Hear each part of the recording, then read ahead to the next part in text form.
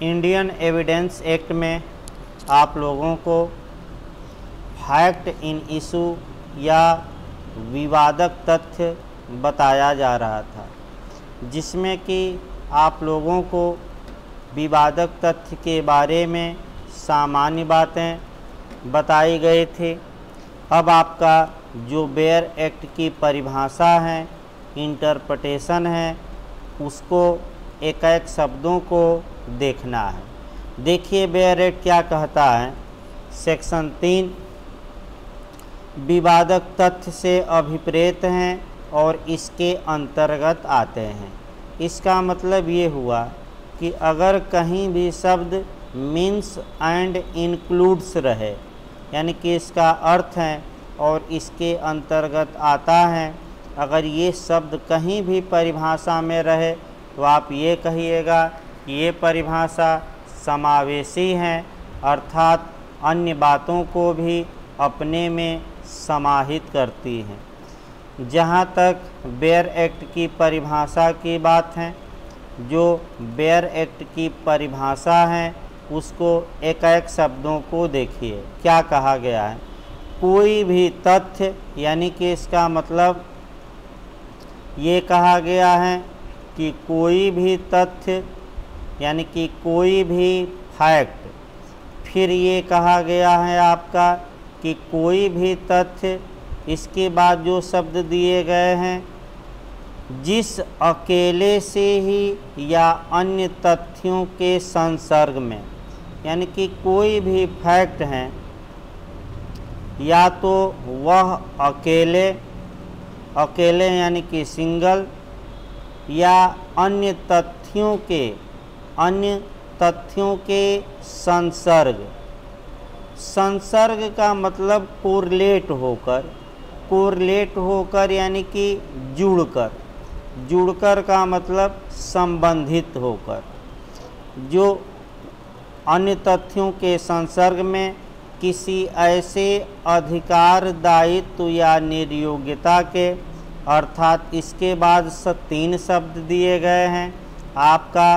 किसी ऐसे अधिकार शब्द दिया गया है, किसी ऐसे अधिकार यानी कि राइट, इसके बाद लाइबिलिटी यानी कि दायित्व शब्द दिया गया है, इसके बाद डिसेबिलिटी यानी कि निर्योग्यता शब्द दिया गया है। निर्योग्यता शब्द दिया गया है। निर्योग्यता के जिसका किसी वाद या कार्यवाही में, इसके बाद ये कहा जा रहा है कि जिसका किसी वाद यानी कि सूट या कार्यवाही में, अभी हम बताएंगे वाद या कार्यवाही में। फिर आपका कहा गया है प्राख्यान या प्रत्याख्यान। वाद या कार्यवाही में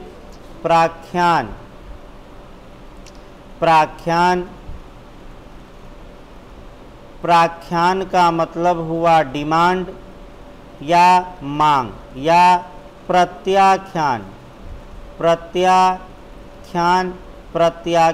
का मतलब हुआ डिनाई या इनकार, यानी कि किसी वाद या कार्यवाही में प्राख्यान या प्रत्याख्यान यानी कि डिमांड या डिनाई किया गया है।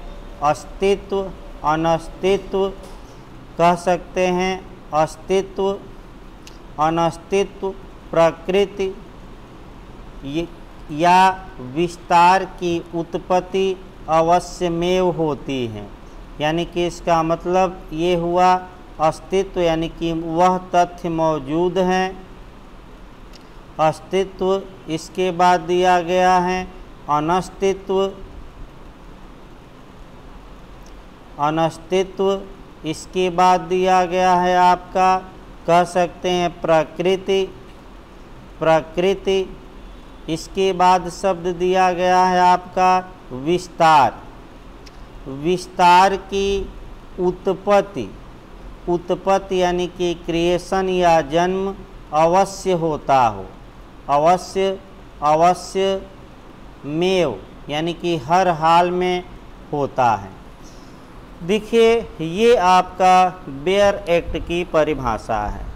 अब जो बेयर एक्ट की परिभाषा है अगर आप देखें तो वास्तव में बेयर एक्ट की परिभाषा कठिन है।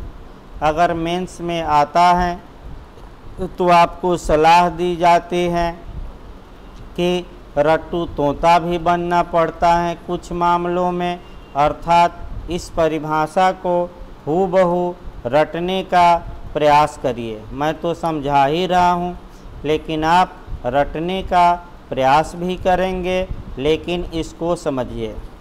यानी कि कोई तथ्य, पहला देखा जाए कोई फैक्ट। फैक्ट की परिभाषा हमने पिछले लेक्चरों में बताई कि फैक्ट का मतलब वाकया, घटना या वास्तविकता। चाहे अकेले, अकेले का मतलब ये हुआ कि सिंगल, अकेले, अकेले का मतलब ये हुआ कि कोई एक फैक्ट है, या अन्य फैक्टों के संसर्ग से, इसका मतलब ये हुआ कि अन्य जो तथ्य हैं वे आपस में जुड़े हैं। यानी कि कोई तथ्य या घटना चाहे वह अकेले या अन्य घटनाओं से जुड़कर। अब ऐसी दशा में किया क्या जा रहा है ये देखना है कि किसी वाद या कार्यवाही में, यानी कि अब हमें देखना है कोई सूट या आपका प्रोसीडिंग, यानी कि कोई वाद या कार्यवाही। जहाँ तक वाद शब्द का प्रश्न है, वाद शब्द केवल सिविल मामलों में अप्लाई होता है और सीपीसी के सेक्शन 26 में ये कहा गया है कि प्रत्येक वाद पत्र के माध्यम से दायर किया जाएगा। और सीपीसी का आदेश कह सकते हैं 4 में, आर्डर 4 में, अर्थात आदेश 4 की जहाँ तक बात है, वाद दायर करने की प्रोसीजर या प्रक्रिया का उल्लेख किया गया है आदेश 4 में। यानी कि जो सूट हैं, आपका कह सकते हैं कि सूट या कार्यवाही जो शब्द हैं ये सूट से व्यापक अर्थ रखता है। कार्यवाही में आपका सिविल और क्रिमिनल दोनों कार्यवाही शामिल हैं, जैसे कि पेटिशन दायर करना यानी कि याचिका दायर करना, आवेदन पत्र या एप्लीकेशन देना, आपका एफआईआर करना, एनसीआर दर्ज करना, कंप्लेंट या परिवाद करना इत्यादि। ये सब प्रोसीडिंग या कार्यवाही में शामिल माना जाएगा। फिर एक बार शुरुआती दौर से समझिए। कोई तथ्य है जो अकेले या अन्य तथ्यों से जुड़ा है और जिसका किसी वाद यानी कि सिविल सूट में या कार्यवाही यानी कि सिविल सूट या क्रिमिनल मामलों में आपका प्राख्यान या प्रत्याख्यान किया गया है। प्राख्यान का मतलब हुआ डिमांड की गई है, डिमांड का मतलब हुआ मांग की गई है, या प्रत्याख्यान किया गया है। प्रत्याख्यान का मतलब डिनाई किया गया है, अर्थात इनकार किया गया है। और ये जो प्राख्यान यानी कि मांग या प्रत्याख्यान यानी कि इनकार हैं, ये आपका कह सकते हैं कि वाद या कार्यवाही में किया जा रहा है। और वाद या कार्यवाही में जो मांग या इनकार किया जा रहा है ये किसी अधिकार को लेकर हैं, यानी कि राइट को लेकर, या दायित्व यानी कि लाइबिलिटी को लेकर, या निर्योग्यता यानी कि डिसेबिलिटी को लेकर। और मांग और इनकार अधिकार, दायित्व या निर्योग्यता को लेकर हैं। और मांग या इनकार इतना महत्वपूर्ण है इतना कह सकते हैं गंभीर हैं कि इसी आधार पर अधिकार का अस्तित्व है, यानी कि अधिकार मौजूद है। अनस्तित्व का मतलब कि अधिकार मौजूद नहीं है। अधिकार का नेचर क्या है, अधिकार कहाँ तक विस्तृत है, इसकी उत्पत्ति हर हाल में होती हो, या दायित्व है नहीं है, उसका नेचर क्या है, दायित्व का विस्तार कहाँ तक है, इसकी उत्पत्ति हर हाल में होती हो, या निर्योग्यता अस्तित्व में है, अस्तित्व में नहीं है, निर्योग्यता का नेचर क्या है या निर्योग्यता का विस्तार क्या है, इसकी उत्पत्ति क्रिएशन अवश्यमेव का मतलब ये हुआ कि हर हाल में होती है। इसी को फैक्ट इन इशू कहा जाता है। देखिए, जहाँ तक फैक्ट इन इशू की बात है, फैक्ट इन इशू का मतलब ये हुआ कि पक्षकारों में जिस तथ्य को लेकर मतभेद हो, अर्थात एक पक्षकार डिमांड करे और दूसरा डिनाई करे, और ये डिमांड और डिनाई इतना महत्वपूर्ण है कि इसी पर पक्षकारों के अधिकार, दायित्व या निर्योग्यता निर्भर करता है। अर्थात अगर उस पर फैसला दे दिया जाए, उसको साबित कर दिया जाए, तो इसी पर पक्षकारों के राइट, लाइबिलिटी, डिसेबिलिटी निर्भर करती है। इसके बाद आइए देखा जाए, इलस्ट्रेशन पूछा जाता है, दृष्टांत पूछा जाता है। इलस्ट्रेशन भी आपको याद रखना है, और उदाहरण से एक क्वेश्चन प्री में और मेंस में भी बनते हैं। देखिए क्या उदाहरण दिया गया है। ख की हत्या, ख की हत्या यानी कि मर्डर का आरोप क पर है, यानी कि ख की हत्या का क अभियुक्त है। अब इसमें फैक्ट इन इशू क्या क्या होंगे, इसको अच्छे से तैयार रखिएगा। पहला हो गया कि क्या कौन ने ख की हत्या की, क्या कौन ने ख की हत्या की, इस पर हम बताएंगे। पहले लिख लिया जाए कौन कौन फैक्ट इन इशू होंगे। इसके बाद कह सकते हैं क्या क का इंटेंशन, यानी कि क का इरादा या क का आशय ख की हत्या करने का था कि नहीं।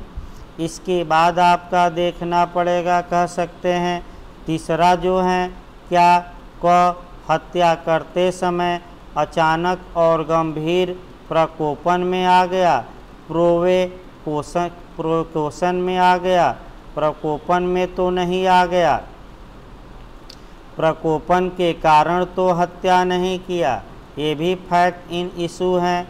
या अगला ये है कि जब क हत्या कर रहा था तो उस समय क्या वह अनसाउंड माइंड, यानी कि चित्त विकृत तो नहीं था, चित्त विकृत तो नहीं था, ये भी देखा जाएगा। या अपने मन से हम बना सकते हैं कि जब क हत्या कर रहा था तो क्या वह मत, यानी कि नशे में तो नहीं था।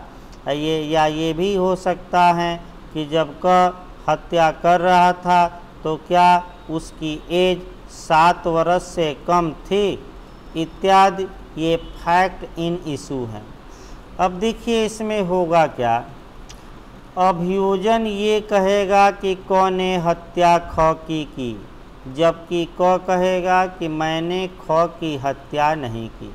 अर्थात प्रोसिक्यूशन डिमांड कर रहा है कि क को ख की हत्या के लिए, मर्डर के लिए दोषी ठहराया जाए, जबकि क कह रहा है कि नहीं मैंने ये मर्डर नहीं किया। तो एक पक्षकार डिमांड करे, दूसरा डिनाई करे, और डिमांड और डिनाई इतना महत्वपूर्ण है कि इसी पर इसके आधार पर निर्णय हो सकता है। तो ये फैक्ट इन इशू माना जाएगा। अब फिर आइए, अभियोजन कहता है कि क का इंटेंशन ख की हत्या करने का था, लेकिन क कहता है कि मेरा आशय ख की हत्या करने का नहीं था। फिर अभियोजन कहता है कि बिना प्रकोपन में आए क ने हत्या की, और क कहता है कि हम प्रोवोकेशन या प्रकोपन में आ गए और प्रकोपन में आकर हत्या किए। इसी प्रकार तमाम उदाहरण आप देख सकते हैं। अब आइए, ये तो फैक्ट इन इशू रहा, और बातें आपको पिछले लेक्चर में डिटेल में बताई गई हैं। आइए देखा जाए, अब सुसंगत देखा जाए, रेलेवेंट, यानी कि अब हमें जो देखना है वह आपका रेलेवेंट देखना है। और यहाँ से भी अच्छा क्वेश्चन इस समय पूछा जा रहा है।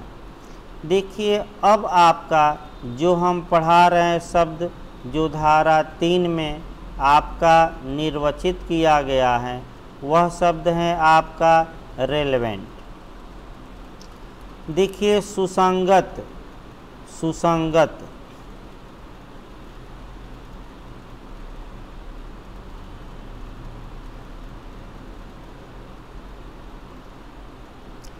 सुसंगत को इंग्लिश में रेलेवेंट कहते हैं। हिंदी में आपका और इसका नाम दे सकते हैं उचित, उचित कह सकते हैं। उचित के बाद आप कह सकते हैं ऐसे तथ्य जो ठीक हो, ठीक तथ्य हो या उचित हो, प्रॉपर हो, रेलेवेंट हो। पहला क्वेश्चन जो प्री में आपका पूछा जाता है कि भारतीय साक्ष्य अधिनियम की धारा 3 में किस शब्द को निर्वचित नहीं किया गया है, तो आपका सुसंगत या रेलेवेंट शब्द को इंटरप्रिटेशन दिया गया है, निर्वचित किया गया है। लेकिन अगर यही शब्द दे दे सुसंगत तथ्य, तो सुसंगत तथ्य को अर्थात रेलेवेंट फैक्ट को धारा 3 में निर्वचित नहीं किया गया है। तो सुसंगत होता क्या है और सुसंगतता का नियम क्या है, ये तमाम बातें एक एक करके आपको देखनी है। धारा 3 में सुसंगत या रेलेवेंट शब्द को आपका कह सकते हैं कि निर्वचित करते हुए देखिए क्या कहा गया है। अच्छे से रेलेवेंट शब्द को आपका परिभाषा भी तैयार रखनी पड़ेगी। देखिए क्या कहा गया है, एक तथ्य दूसरे से सुसंगत तब कहा जाता है। इसका मतलब ये हुआ कि एक तथ्य दूसरे तथ्य से सुसंगत या रेलेवेंट तब कहा जाता है जब कि तथ्यों की सुसंगत से संबंधित, यानी कि जब कि तथ्यों की सुसंगति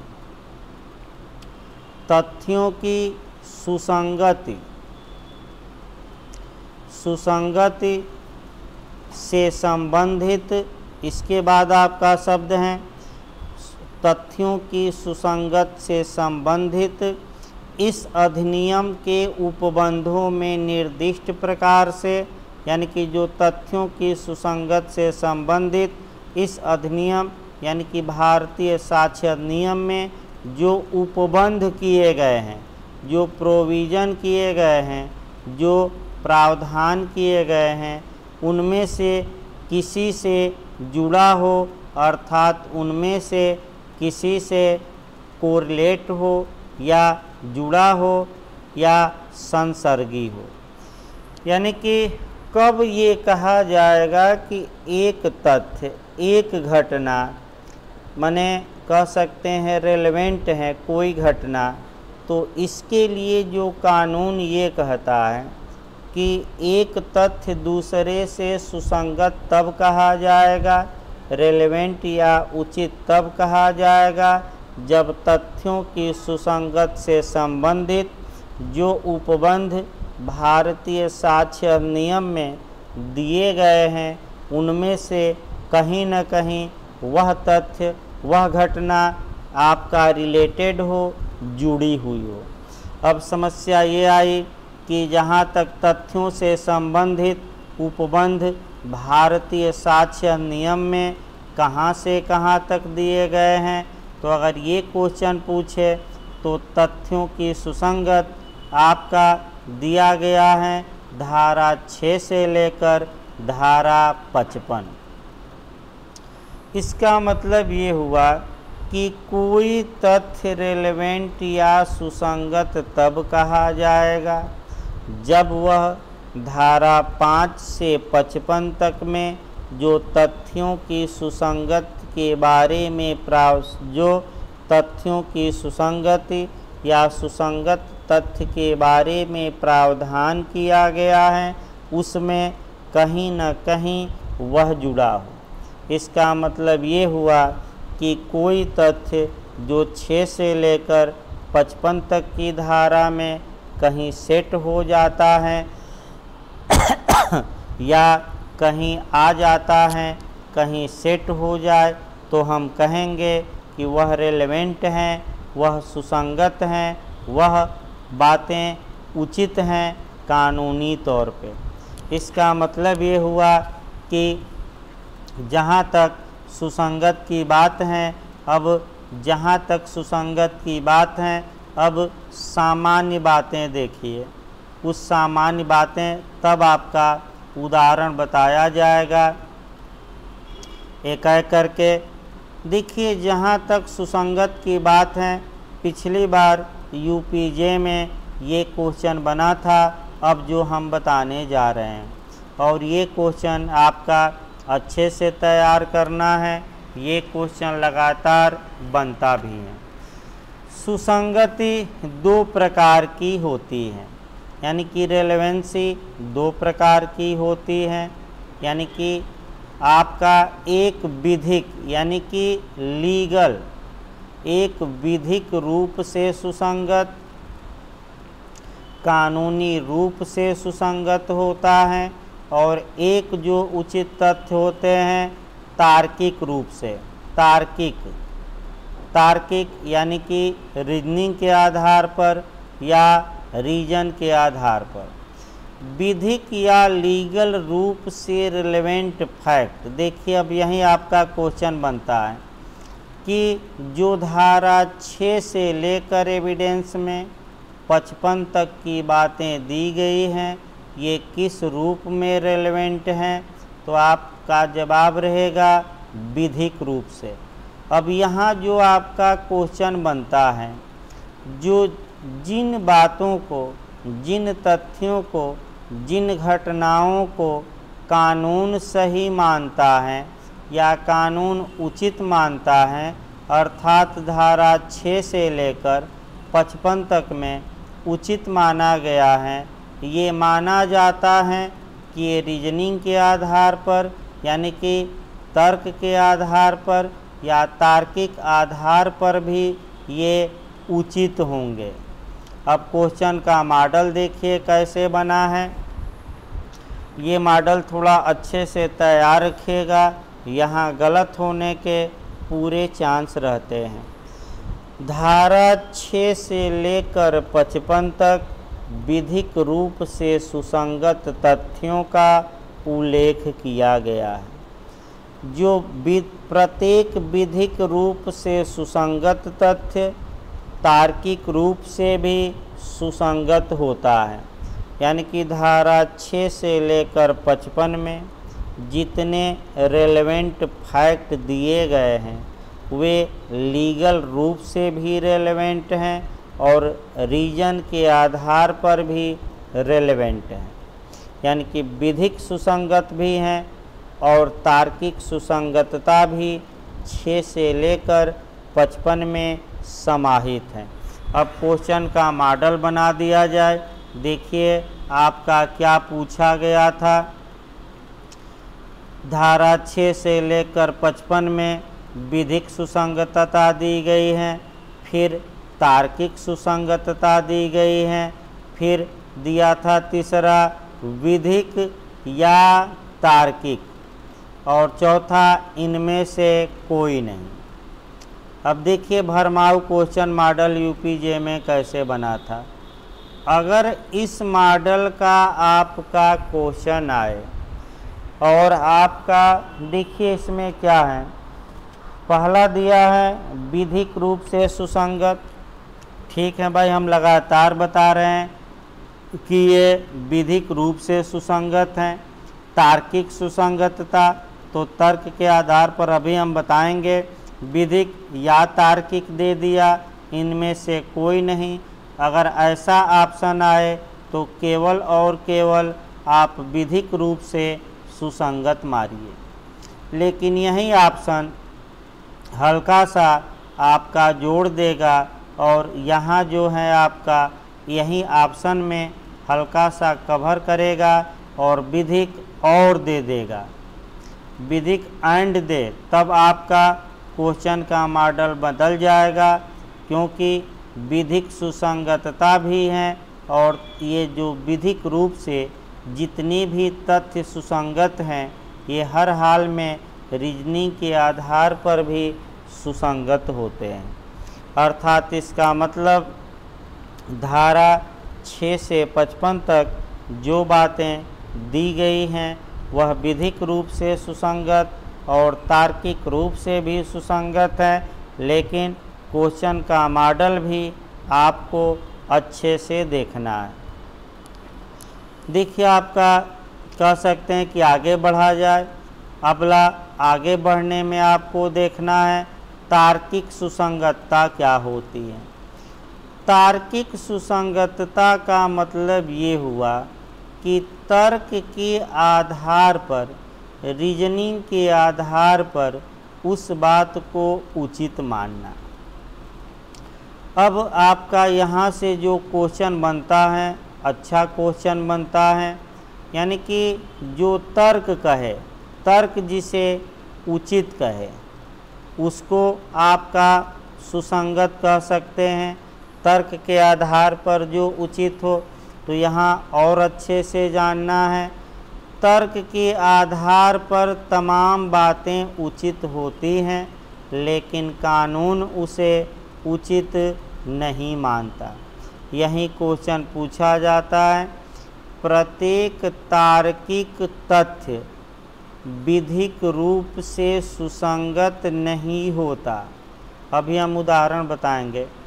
प्रत्येक तार्किक तथ्य विधिक रूप से सुसंगत नहीं होता, लेकिन अगर इसके विपरीत पूछ दे कि प्रत्येक विधिक रूप से सुसंगत तथ्य तार्किक रूप से सुसंगत होता है, ये सही है।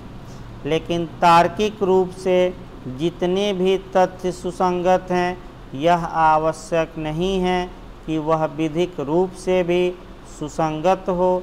इसका मतलब ये हुआ कि आपका तर्क तो उचित मानता है कि इस बात को भी न्यायालय में प्रस्तुत करना चाहिए, लेकिन कानून आपके तर्क को स्वीकार करने से इनकार करता है। अब समस्या ये आई कि इसका उदाहरण पूछा जाता है, तो भारतीय साक्ष्य अधिनियम की धारा 121 से लेकर 132 तक का उदाहरण देखिएगा, और एक उदाहरण मैं केवल बता रहा हूँ 122।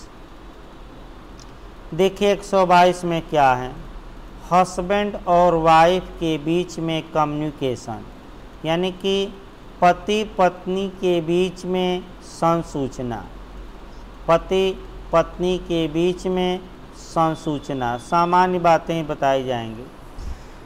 अगर विवाह के कायम रहते हुए पति ने पत्नी को कोई जानकारी दी हो या पत्नी ने पति को कोई जानकारी दी हो, तो आपका तर्क या आपका दिमाग या आपका रीजनिंग ये कहेगी कि ये बातें भी कोर्ट में ओपन होनी चाहिए, ये बातें भी साक्ष्य में प्रस्तुत करना चाहिए। तर्क के आधार पर तो आपका सही है, लेकिन कानून कहता है कि पारिवारिक सुख और शांति के लिए यह आवश्यक है कि घर की बातें घर में रहें, यानी कि पति ने क्या संसूचना पत्नी को दी और पत्नी ने क्या संसूचना पति को दी, ये ओपन कोर्ट में न किया जाए, इस पर रोक लगाई गई है। उदाहरण एक हम बता रहे हैं।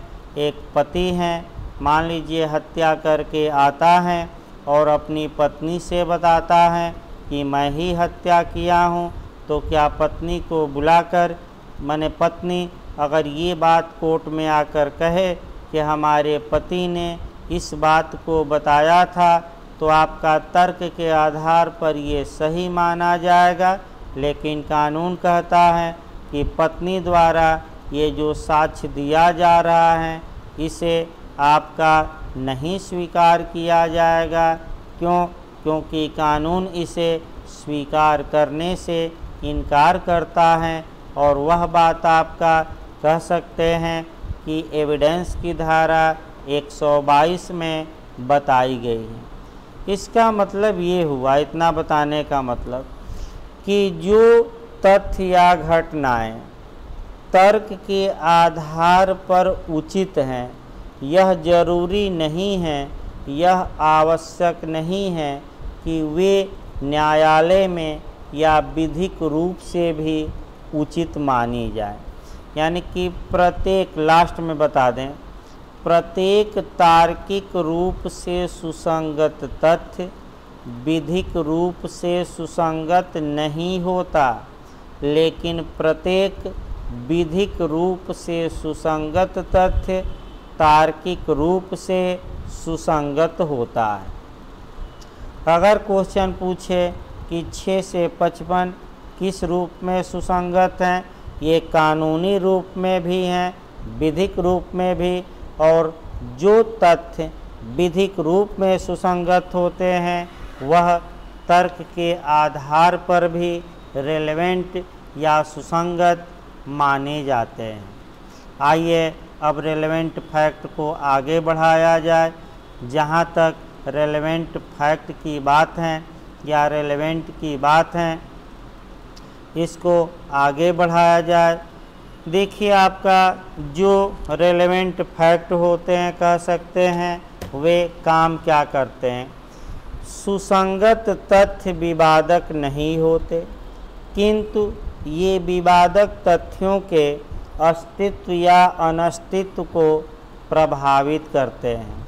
यानी कि विवादक तथ्य मौजूद हैं, मौजूद नहीं हैं, इस बात को प्रूफ करने में ये सहयोग देते हैं, यानी कि कह सकते हैं कि सहारा देते हैं। सुसंगत तथ्य निकाले नहीं जाते, बल्कि पहले से सेट हैं। आपका धारा 6 से लेकर 55 तक में दे दिए गए हैं स्पष्ट रूप से। जहाँ तक सुसंगत तथ्य की बात है, ये एविडेंस वाले तथ्य कहे जाते हैं, एविडेंशियल फैक्ट कहे जाते हैं। ये भी पूछा जाता है साक्ष्यात्मक तथ्य,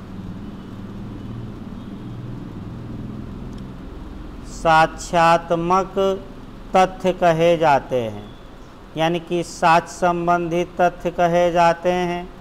इन्हें फैक्टा प्रोवेंशिया कहा जाता है। फैक्टा प्रोवेंशिया, इन्हें फैक्टा प्रोवेंशिया कहा जाता है। फैक्टा प्रोवेंशिया का मतलब ये हुआ कि जिनके माध्यम से, माने ये वो माध्यम हैं जिनका सहारा लेकर फैक्ट इन इश्यू को साबित किया जाता है, अर्थात इन्हें फैक्टा प्रोवेंशिया कहा जाता है। अर्थात इसका मतलब ये हुआ कि 6 से 55 साक्ष्य नियम में जो बातें बताई गई हैं, इन बातों का सहारा लेकर फैक्ट इन इशू को प्रूफ किया जाता है, साबित किया जाता है। यानी कि फैक्ट इन इशू सही है, गलत है, उसका अस्तित्व है, अस्तित्व नहीं है, इसके लिए ये साक्ष्य के रूप में पेश किए जाते हैं। इसका मतलब ये हुआ कि फैक्टा प्रोवेंसिया का मतलब हुआ कि वे तथ्य जिनके माध्यम से कह सकते हैं किसी फैक्ट इन इशू को प्रूफ किया जाता है, ये निकाले नहीं जाते न्यायालय द्वारा, पहले से सेट हैं। आइए उदाहरण देखा जाए इनका। जहाँ तक उदाहरण की बात है, बेयर एक्ट का ही उदाहरण लिया जाए। जो बेयर एक्ट में आपका उदाहरण बेयर एक्ट का बने बेयर एक्ट में तो उदाहरण नहीं दिया गया है, लेकिन आपका अपने मन से एक उदाहरण बनाया जाए। देखिए, ए पर आरोप है कि उसने बी की हत्या की। ध्यान से समझिएगा, ए पर आरोप है कि उसने बी की हत्या की है। अब इसमें विवादक तथ्य मैं बता ही चुका हूँ। अब सुसंगत तथ्य देखिए क्या है। जहाँ तक इस उदाहरण में रेलेवेंट फैक्ट की बात है, पहला रेलेवेंट फैक्ट हो गया कि ए को घटना स्थल की ओर जाते हुए घटना से कुछ समय पहले देखा गया। दूसरा, जब पुलिस एक के गांव में पहुंची तो ए चाय पी रहा था और दूसरे दिन आधी कप चाय छोड़कर फरार हो गया। या जब लोगों ने घटना के बाद ए को पकड़ा तो ए का शरीर कांपने लगा। 3 उदाहरण देखिए। इसका मतलब ये हुआ पहला उदाहरण, ए घटना के पहले लोगों ने अपनी आँखों से देखा कि ए घटना स्थल की ओर जा रहा है। इससे एक अनुमान मिलता है कि ए ने ही हत्या की होगी। दूसरा उदाहरण रेलेवेंट फैक्ट का आपका कह सकते हैं कि जब गांव में हत्यारे को खोजने के लिए पुलिस पहुंची तो लोगों ने चाय की दुकान पर ये चर्चा की कि कल जो घटना हुई थी, पुलिस उस अपराधी को खोजने के लिए इधर ही आ रही है। तब तक ए आधी कप चाय पिया था और आधी छोड़कर तुरंत वहाँ से बिना कुछ बताए फरार हो गया, चला गया। ये उसका सब्सिक्वेंट या पश्चातवर्ती कंडक्ट है, पश्चातवर्ती आचरण है। फरार होने से एक इंडिकेशन मिलता है, एक अनुमान इंगित होता है कि हो सकता है ए ने घटना कारित की हो। जैसे तीसरा, जैसे ही ए को पकड़ा गया, कह सकते हैं वह कांपने लगा, उसका शरीर पीला पड़ गया, कह सकते हैं चेहरा सूख गया। इसका मतलब कि जो हाव भाव चाल चलन है उससे एक अनुमान मिलता है कि हो सकता है ए ने इस घटना को अंजाम दिया था। तमाम बातें हैं और तमाम बातें आपको धारा 6 से लेकर 55 तक में बताई जाएंगी। धन्यवाद।